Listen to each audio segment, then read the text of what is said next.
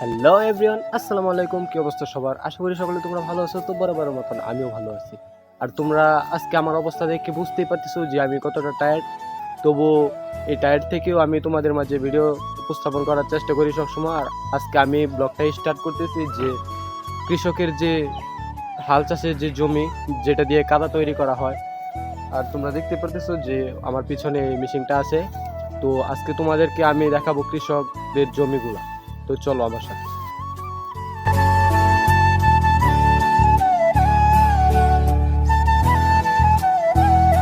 Finally দেখতে পারতেছো যে কত সুন্দর ধানের জমি।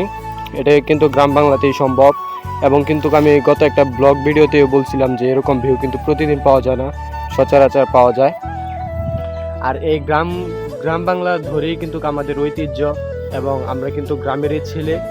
আর এই যে পিছনে যে ধানের জমিগুলো দেখতে পারতেছো, এটা হচ্ছে আমাদের মতো হাজারো কৃষকদের প্রাণ, যেটা থেকে আমরা খাদ্য উৎপাদন করি।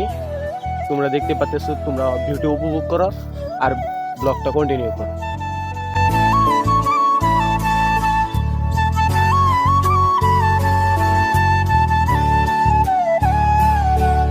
যারা আমার ব্লগটা নতুন দেখতেছো তারা ফটাফট লাইক, কমেন্ট, শেয়ার এবং সাবস্ক্রাইব করে দাও।